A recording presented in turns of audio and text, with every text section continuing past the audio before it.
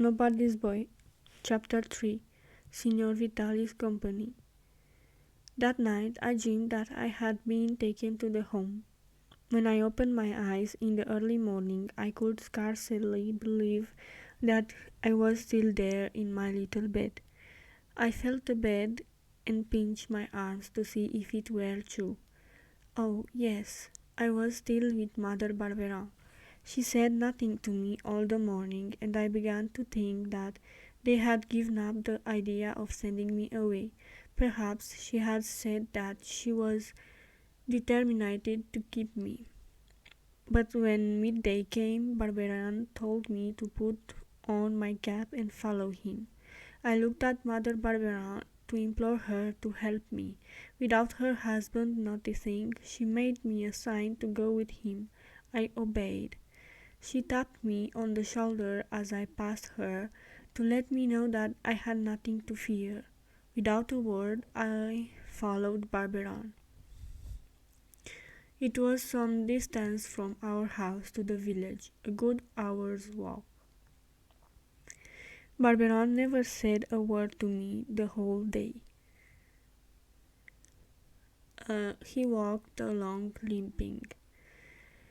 Now and again he turned round to see if I was following. Where was he taking me? I asked myself the question again and again. Despite the reassuring sign that Mother Barbara had made, I felt that something was going to happen to me and I wanted to run away. I tried to lag behind, thinking that I would jump down into a ditch where Barberan could not catch me.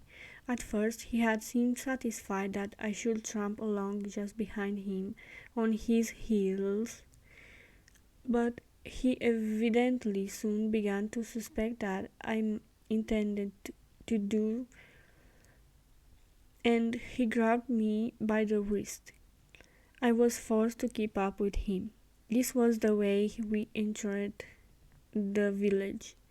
Everyone who passed us turned round to stare, for I looked like a bad dog held on a leash. As we were about to pass the tavern, a man who was standing in the doorway called to Barberan and asked him to go in. Barberan took me by the ear and pushed me in before him, and when we got inside he closed the door. I felt relieved. This was only the village tavern, and for a long time I had wanted to see what it was like inside. I had often wondered what was going on behind the red curtains. I was going to know now. Barberan sat down at the table with the boss, who had asked him to go in. I sat by the fireplace. In a corner near me there was a tall old man with a long white beard. He wore a strange costume. I had never seen anything like it before. Long ringlets fell to his shoulders, and he wore a tall grey hat ornamented with green and red feathers. A sheepskin, the woolly side turned inside, was fastened round his body. There were no sleeves to the skin, but through two large holes cut beneath the shoulders, his arms were thrust, covered with velvet sleeves which had once been blue in color. Woolen gaiters reached up to his knees, and to hold them in place a ribbon was interlaced several times round his legs. He sat with his elbow resting on his crossed knees. I had never seen a living person in such a quiet, calm attitude. He looked at me like one of the saints in our church. Lying beside him were three dogs, a white spaniel, a black spaniel, and a pretty little grey dog with a sharp, cute little look. The white spaniel wore a policeman's old helmet, which was fastened under its chin with a leather strap. While I stared I stared at the man in wonder. Barberin and the owner of the tavern talked in low voices. I knew that I was the subject of their talk. Barberin was telling him that he had brought me to the village to take me to the mayor's office so that the mayor should ask the charity home to pay for my keep. That was all that dear Mother Barberin had been able to do, but I felt that if Barberin could get something for keeping me, I had nothing to fear. The old man, who without appearing had evidently been listening, suddenly pointed to me, and turning to Barberin said with a marked foreign accent, "Is that the child that's in your way?" "That's him." "And you think the home is going to pay you for his keep?" "Lord, as he ain't got no parents, and I've been put to great expense for him, it is only right that the town should pay me something." "I don't say it isn't, but do you think that that just because a thing is right, it's done?" "That no." "Well, then I don't think you'll ever get what you are after." Then he goes to the home. There's no law that forces me to keep him in my place if I don't want to. You agreed in the beginning to take him, so it's up to you to keep your promise." "Well, I ain't going to keep him, and when I want to turn him out, I'll do so. Perhaps there's a way to get rid of him now," said the old man after a moment's thought, "and make a little money into the bargain. If you'll show me how, I'll stand a drink." "Order the drinks." The affair settled.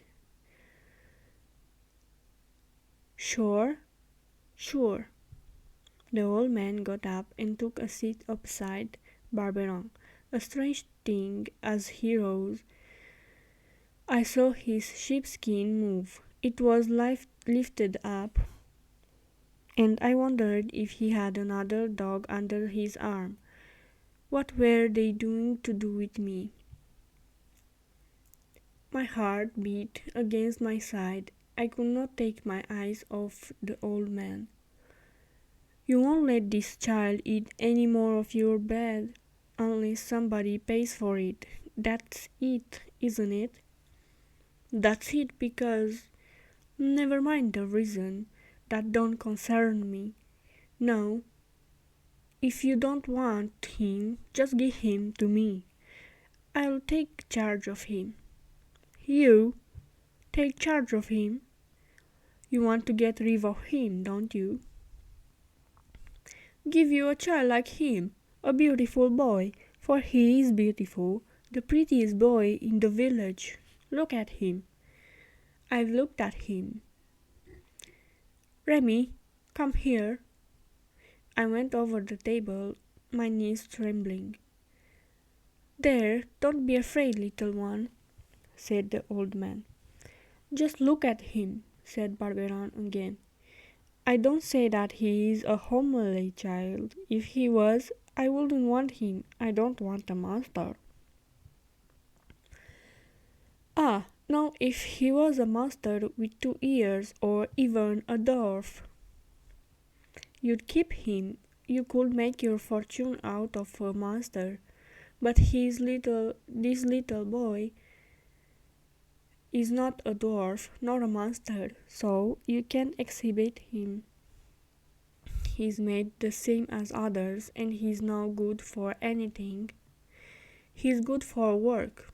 He's not strong. Not strong, him? Land's sakes! He's as strong as any man. Look at his legs. They're that solid. Have you ever seen a stranger legs like this?" Barberin pulled up my pants. "Too thin," said the old man. "And his arms?" continued Barberin. like his legs, might be better. They can't hold out against fatigue and poverty. What? Them legs and arms? Feel them, feel them. Just see for yourself. The old man passed his skinny hand over my legs and felt them, shaking his head the while and making a grimace. I had already seen such a similar scene enacted when the cattle dealer came to buy our cow. He also had felt and pinched the cow. He also had shaken his head and said that it was not good cow. It would be impossible to sell it again, and yet after all he had bought it and taken it away with him. Was the old man going to buy me and take me away with him? Oh, Mother Barberin, Mother Barberin! If I had dared, I would have said that only the night before Barberin had reproached me for seeing delicate and having thin arms and legs. But I felt that I should gain nothing by it but an angry word, so I kept silent. For a long time they wrangled over my good and bad points. Well, such as he is, said the old man at last, I'll take him, but mind you, I don't buy him over outright. I'll hire him. I'll give you 20 francs a year for him. 20 francs? That's a good sum. I'll pay in advance. But if I keep him, the town will pay me more than 10 francs a month. I know what you'd get from the town, and besides, you've got to feed him. He will work. If you thought that he could work, you wouldn't be so anxious to get rid of him. It is not for the money that's paid for they keep that you people take in the lost children. It's for the work that you can get out of them. You make servants of them. They pay you, and they themselves get no wages. If this child could have done much for you, you wouldn't have kept him. You would have kept him. Anyway, I should always have 10 francs a month. And if the home, instead of letting you have him, gave him to someone else, you wouldn't get anything at all. Now, with me, you won't have to run for your money. All you have to do is to hold out your hand. He pulled a leather purse from his pocket, continuing out counting out 4 silver pieces of money. He threw them down on the table, making them ring as they fell. But think, said Barberin, this child's parents will show up one day or another. What does that matter? Well, those who have bought him will get something. If I hadn't thought of that, I wouldn't have taken him in the first place. Oh, the wicked man! How I did dislike Barberin. Now, look here. It's because you think his parents won't show up now that you are turning him out, said the old man. Well, if by any chance they do appear, they'll go straight to you, not to me, for nobody knows me. But if it's you who finds them, well, in that case, we'll go shares and I'll put 30 down for him now. Make it 40. No, for what he will do for me, that isn't possible. What do you want him to do for you? For good legs, he's got good legs. For good arms, he's got good arms. I hold to what I said before. What are you going to do with him? Then the old man looked at Barberin mockingly, then emptied his glass slowly. He's just to keep me company. I'm getting old, and at night I get a bit lonesome. When one is tired, it's nice to have a child around. Well, for that I'm sure his legs are strong enough. Oh, not too much so, for he must also dance and jump and walk, and then walk and jump again. He will take his place in Signor Vitali's traveling company. Where's your company? I am Signor Vitalis, and I will show you the company right here. With this, he opened the sheepskin and took out a strange animal which he held on his left arm, pressed against his chest. This was the animal that had several times raised the sheepskin, but it was not a little dog, as I had thought. I found no name to give to this strange creature, which I saw for the first time. I looked at it in astonishment. It was dressed in a red coat trimmed with gold braid, but its arms and legs were bare, for they really were arms and legs, and not paws. But they were covered with a black, hairy skin. They were not white or pink. The head, which was as large as a clenched fist, was wide and short. The turned-up nose had spreading nostrils, and the lips were yellow. But what struck me more than anything were the two eyes, close to each other, which glittered like glass. "Oh, the ugly monkey!" said Barberin.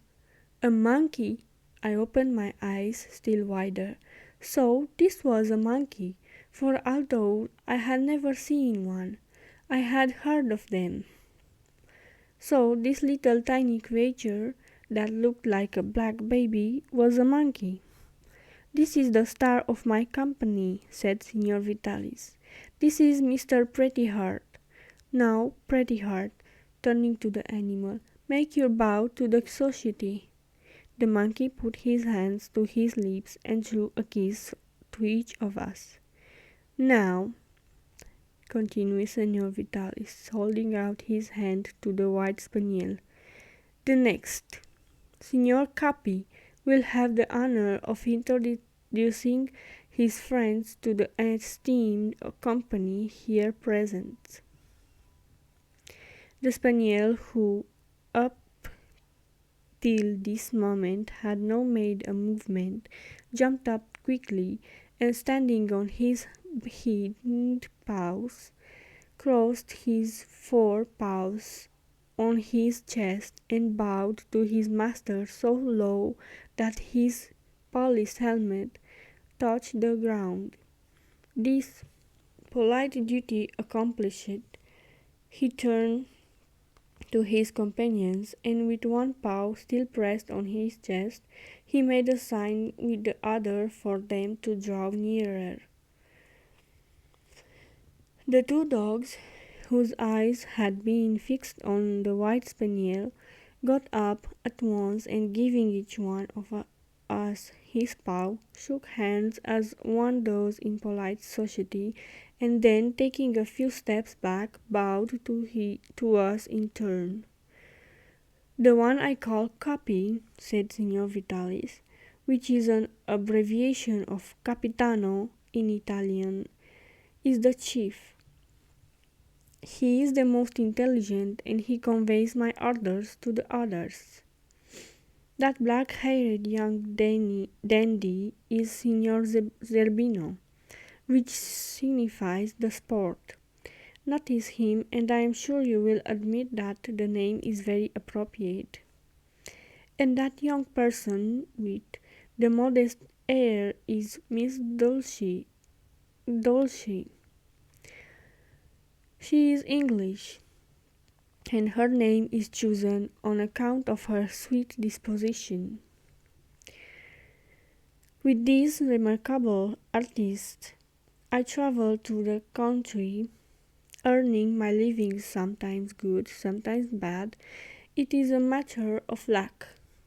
"Capi," the spaniel crossed his paws, "Capi, come here, and be on your best behavior. These people are well brought up, and they must be spoken too with a great politeness.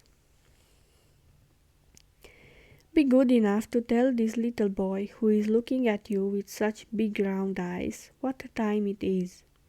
Capi uncrossed his paws, went up to his master, drew aside the sheepskin, and after feeling in his vest pocket, pulled out a large silver watch. He looked at the watch for a moment, then gave two distinct barks. Then, after these two decisive, sharp barks, he uttered three little barks, not too loud nor so clear. The hour was 3:15. "Very good," said Vitalis. "Thank you, Signor Capi. And now ask Miss Dulcie to oblige us by dancing with the skipping rope." Capi again felt in his master's vest pocket and pulled out a cord. He made a brief sign to Zerbino, who immediately took his position opposite to him. Then Capi threw him one end of the cord, and they both began to turn it very gravely. Then Dulcie jumped lightly into the rope, and with her beautiful soft eyes fixed on her master, began to skip. "You see how intelligent they are," said Vitalis. "Their intelligence would be even more appreciated if I drew comparisons. For instance, if I had a fool to act with them. That is why I want your boy. He is to be the fool, so that the dog's intelligence will stand out in a more marked manner." "Oh, he is to be the fool," interrupted Barberin. "It takes a clever man to play the fool," said Vitalis. "The boy will be able to act the part with a few lessons. We'll test him at once. If he has any intelligence, he will understand that with me he will be able to see the country and other countries besides. But if he stays here, all he can do is to drive a herd of cattle in the same fields from morning to night. If he hasn't any intelligence, he will cry and stamp his feet, and then I won't take him with me, and he will be sent to the Foundlings' Home, where he will have to work hard and have little to eat. I had enough intelligence to know this.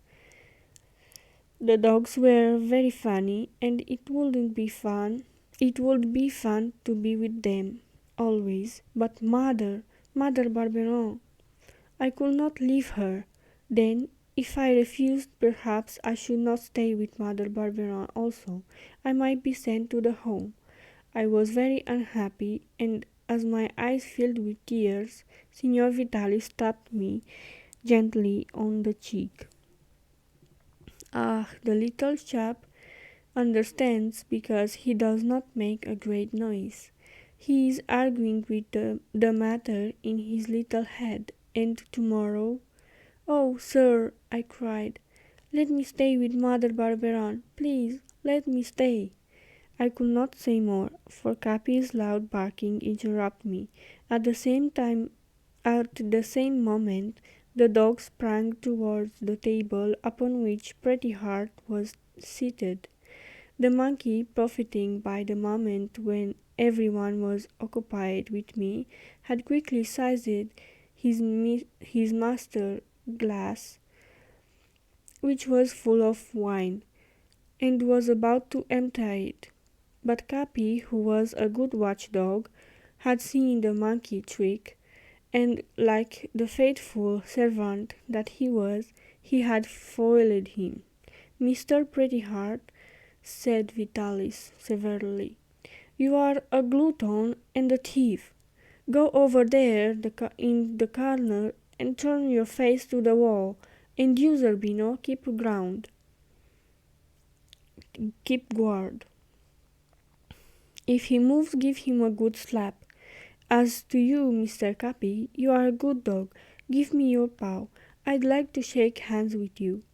The monkey, uttering little stifled cries, obeyed, and went into the corner, and the dog, proud and happy, held out his paw to his master. "Now," continued Vitalis, "back to business. I'll give you 30 francs for him then." "No, no, 40." A discussion commenced, but Vitalis soon stopped it by saying, "This doesn't interest the child. Let him go outside and play." At the same time he made a sign to Barberin.